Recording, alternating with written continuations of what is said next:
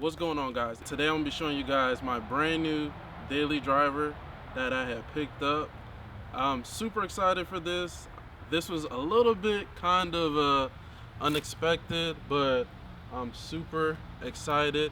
And I kind of was a little bit hiding this from you guys. I actually got to pick up this car right before I left for SEMA for Las Vegas on that Monday, and then SEMA started Tuesday, but that Saturday I actually picked this car up. So I'm gonna unveil this car to you guys right now. But as soon as I basically got the car, I had to that Saturday I had to pack Sunday, so I basically threw a car cover on it and just left the car the whole week at SEMA.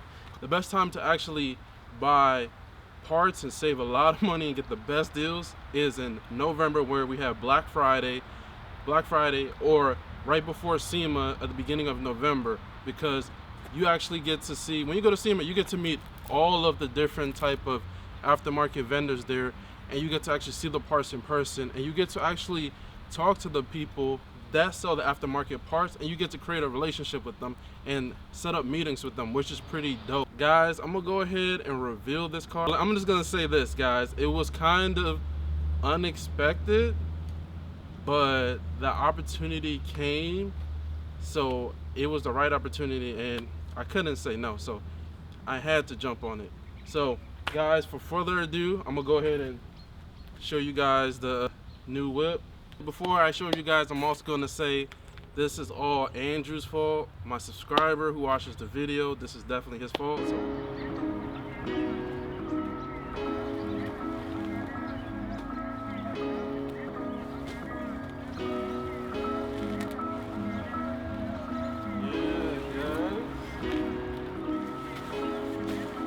alright guys, so as you guys can see, I picked up a 2019 Honda Civic Type R Touring hatchback, FK8. So FK8 is the chassis number for this car.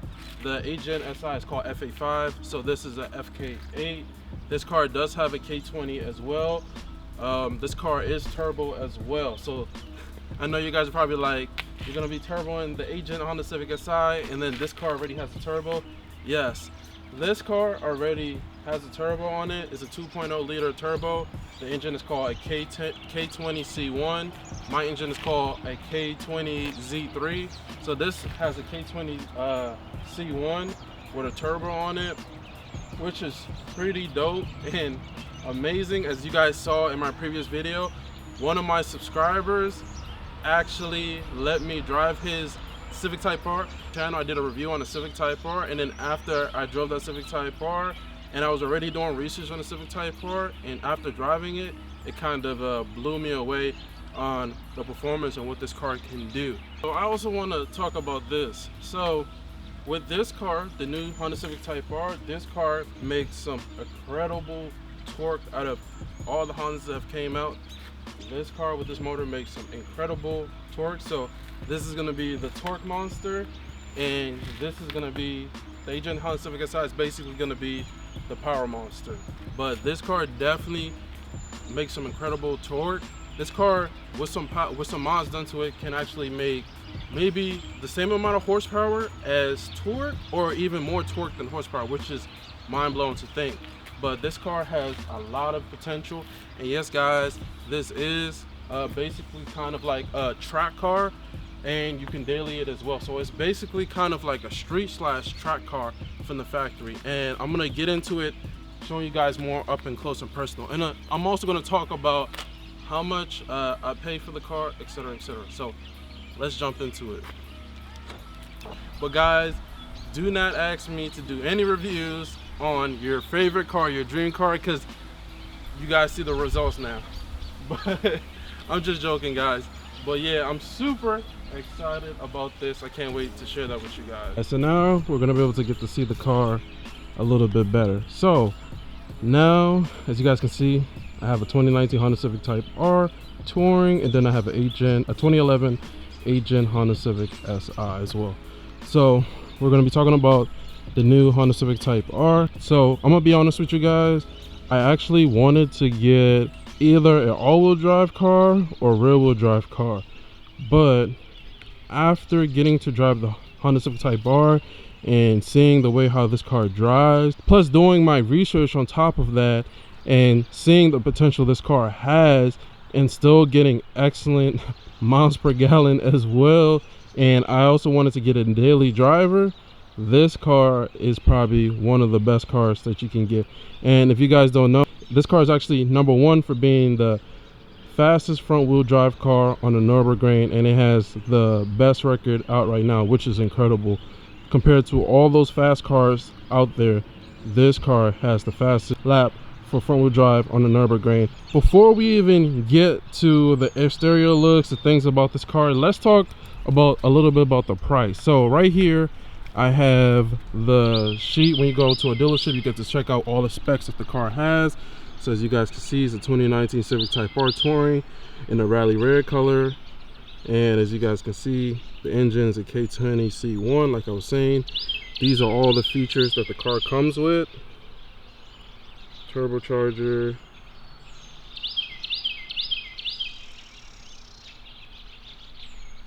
"20-inch wheels." That's the miles per gallon right there.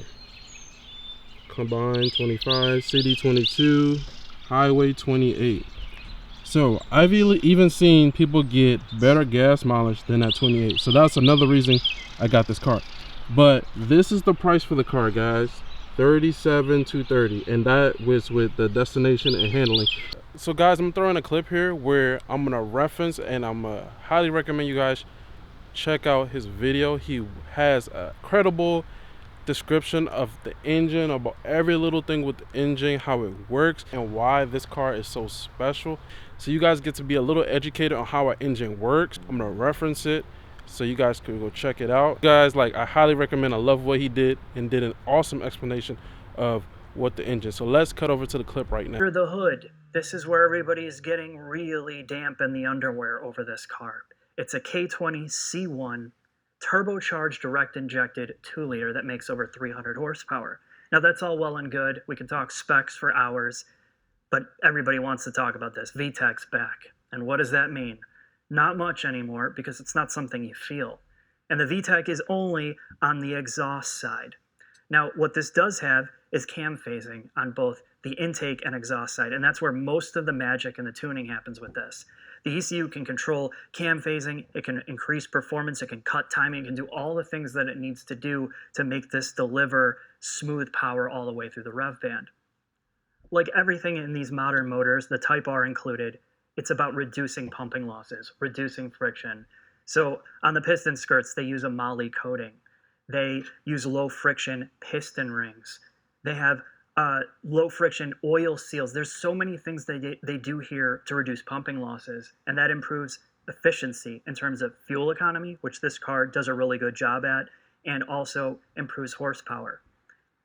There are many similarities between the engine in the Civic Si and the Type R motor. Not going to detail all of that, but you can read about that online, and I will link you. This is electronic wastegate. The turbo is capable of producing 23.2 psi of boost, and that is up about 3 psi from the Civic Si motor. And the way this car delivers power is extremely linear. You don't get a lot of tuning weirdness that I've seen in a lot of modern eco-powered turbocharged direct injected cars.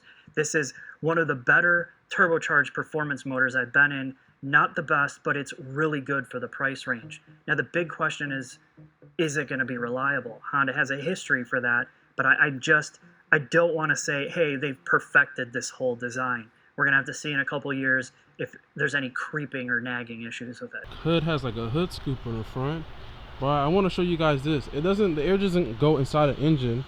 It goes through the hood scoop and comes out the sides through these little vents, and then when it goes through that, the air comes through that, it goes through basically the vented fender, and the air goes across the car. So that is some pretty sick aerodynamics to it as well. And as you guys see, it has like a little vent up here on the grill, and what happens is the air goes through the vent, and it actually has like an open duct back there, and it's open, and the air goes through there and cools the brakes and the rotors and everything, which is pretty dope. And it also has, like, for the intercooler in the front, has the same thing on the other side, so that's pretty dope. But Here's the intake, here's the engine. Man, having a clean engine is amazing, and having a clean engine to basically work on is awesome as well. This is how the engine looks. So with that being out of the way about the price, I'm super excited. Number one thing was I wanted to get it in this color. This car looks amazing in red, rally red. I wish I got it in my agent Honda Civic Si in rally red, but the time I bought my car, I couldn't find 2011 cars because it was around 2012 at the time. So all the 2011s were over and done with. So I couldn't find a red agent Honda Civic Si, but I definitely wanted to get a Type R in red. The red looks beautiful. It matches the emblems. It matches the red on the wheel. As you guys can see, it matches the red brake calipers and the red JDM emblems. And it's pretty dope. This car comes with a lot of stuff that I did not have to do to my agent Honda Civic Si. Like the red JDM emblems, upgrade the brakes, everything already comes with this car. So that is a big plus for me. Hey guys, so now let's talk about the front. So I gotta say this, guys.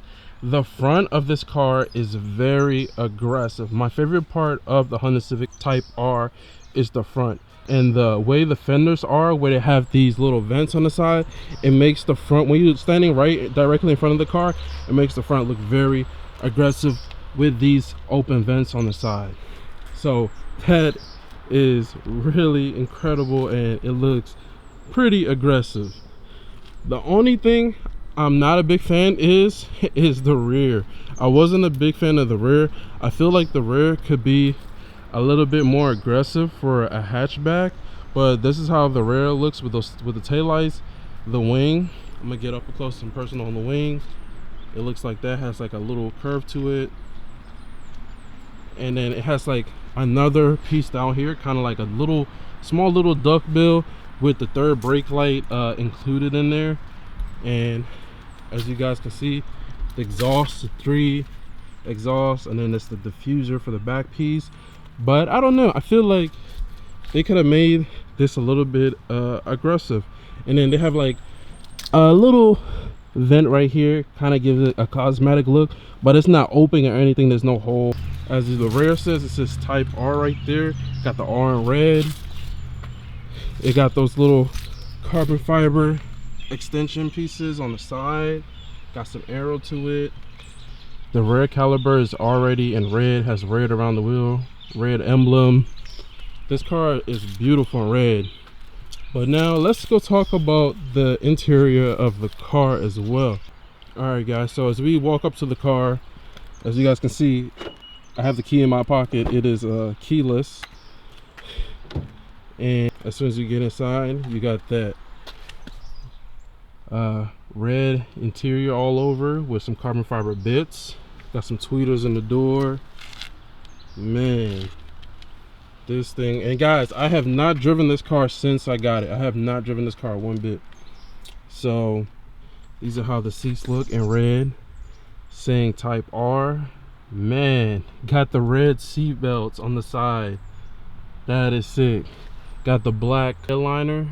Oh man, what? These guys, it doesn't come with LEDs? Wow, that's crazy. For a car like this, it should have came with LEDs. But as you guys can see, we're gonna get in here. That's the shift knob, brake hold for the emergency brake. You got the R+ mode, comfort, sport, the navigation. You guys still see we got the tags on there, the 12 speakers in here. We got some tweeters on the side back there as well, kind of hard to see. I'm gonna show you guys that in a second. Got the Type R logo on the carpet right down there. 3 pedals, man. And you gotta love the smell of a brand new car. Pretty dope. So you got some fresh stitching right here, some tweeters in the door. So you got tweeters right here in the rear. Wow, my car doesn't even have that. It has tweeters in the rear. But yeah guys, it has like a extra speaker right there. You got the rear seat belts in the rear as well. This car does have a subwoofer as well. I'm gonna show you guys. Got the cups right here. So you really, this is supposed to be like a hatchback. You really, I don't know how you're gonna sit there, but there's basically for 2 people. And then on the back, you got the carbon on the back. got a little hook up here. It's just like little things I'm starting to notice right now. But this car, I gotta say, this car is super clean. I'm gonna show you guys the gas cap. You just, of course, if you have the key, it just opens up like that. There's no cover, kind of like a race car or kind of like a track car has. You need to hurry up, gas up. The GT350 Easton also have that feature as well. It doesn't have a cap, but it has like this little cover right here, which is pretty dope. So close that, and then come around to the rear. It has this wiper right here. I don't know why they have a wiper, but I guess because of the angle of the window. But as you guys can see up close, it does have the defroster on there. So maybe we'll see. But you just push the button right here and it lifts up. And pretty awesome job to have the dampener, so every time you open up the trunk, amazing, awesome. So it has like this cover right here, it says Honda, and this is the trunk space of the hatch, and it's pretty convenient. It has like a little cover right here so you can hide if you got something back here, and you could just take this off. You just lift up, pull it over, and then you could just leave that right there. So pretty dope. This is, I believe, the license plate for the front, but you guys know how that's gonna go. No license plate for the front. And then you can just open this up. Got your stuff down there, and you got your pump. Of course, guys, there's no spare tire. And here's the subwoofer. Man, this thing, it does not really come with LEDs at all, guys. Oh my god, I still can't believe it doesn't come with no LEDs, but it does have a subwoofer back here, which is pretty nice. But man, this is a pretty big little hatch right here. This is pretty dope on how high it goes. This is pretty nice. The hatch has a lot of space, and I could basically fold the seats down right here and have more space. All right, but let's get back in here.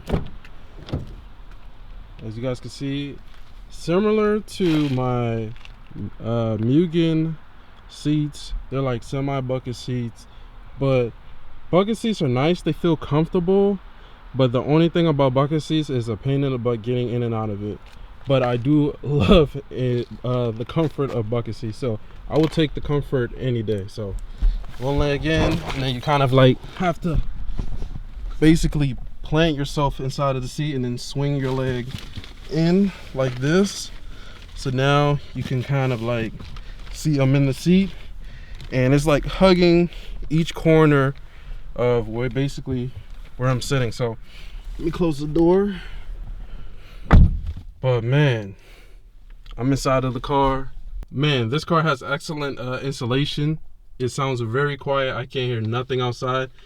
That is a plus about getting a newer car. I know some of you guys are gonna be in the comments asking me, how do I feel about getting a new car? I don't know. I still feel like this car isn't mine. I don't know. I kind of feel weird. I feel like I still can't believe it's true that this car is mine, but I kind of feel appreciated, and I feel like accomplished. Like was the reason why I've been working so hard, making things happen every day, going the extra mile and doing things, a lot of things that I don't have to, but I go out my way and do it consistently every single day. So it's kind of feel like an accomplishment. This goes to show like you can accomplish anything if you put your mind to it and work hard every single day and do as best as you can and go out your way and help as many people as you can. This is how it looks. I'm gonna turn it on because I haven't even turned it on, I think, for like 2 weeks now. So yes, you got the clutch pedal, you got the shift knob, pretty nice, kind of like the FD2 type R shift knob, but it's on this car. I remember seeing this shift knob, pretty nice, feels good in your hand. So, and guys, this is my first push to start car.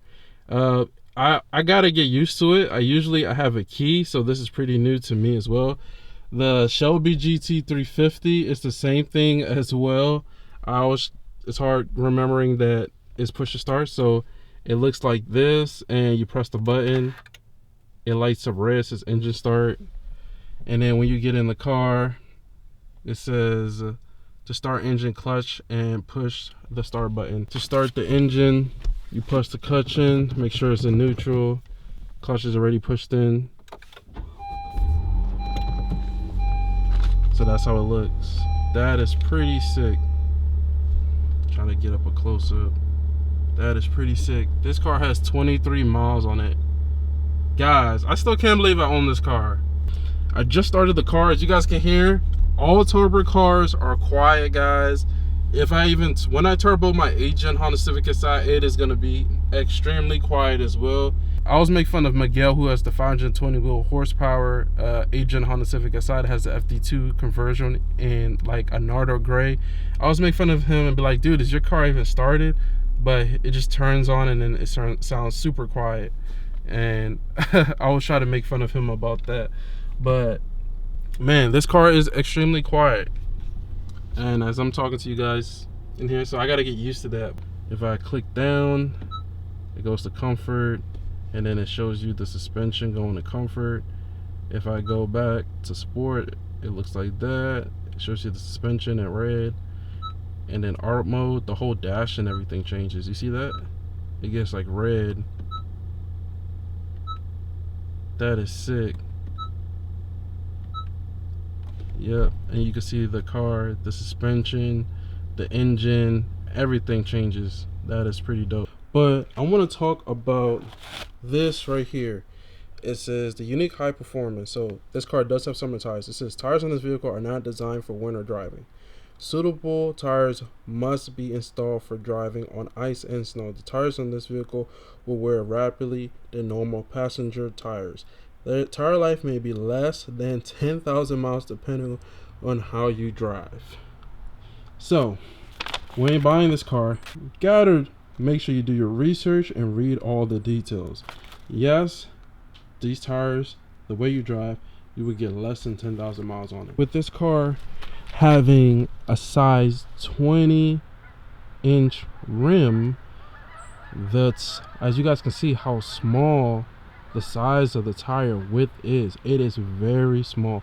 So if you guys don't know what size the tire is, it is a 245/30/20. So that is the size of the actual tire itself. That 30 is really thin. So as you guys can see, this tire actually doesn't even have much of a sidewall for the actual rim. So let's say I hit a pothole at a slant, it's gonna basically go through the tire and actually hit the rim. So going into getting a Type R, you have to know you have to get different wheels and tires. You can put different tires on here, but for it being a size 20, highly recommend getting a different rim and tire to go with it. My car is a size 17. The more sizes you go up in wheels, the more it actually costs, and also for the tires as well. So with it being my car is a size 17, it wasn't that bad, but now being a 20, it might be a little bit pretty more expensive for being a 20. That's how it looks in the front with the headlights and fog lights. It's pretty quiet, as you guys can hear, and it's cold outside a little bit, but turbo, it's pretty quiet. The exhaust is quiet as well. Let me show you guys that. It got a little rumble, but it's kind of hard to hear it. But taillights look sick, kind of have like this whole LED reflection going on. That looks pretty sick. The whole thing lights up, looks like that. But yeah, guys, Type R. And then we got my 8-gen Honda Civic Si. Crazy.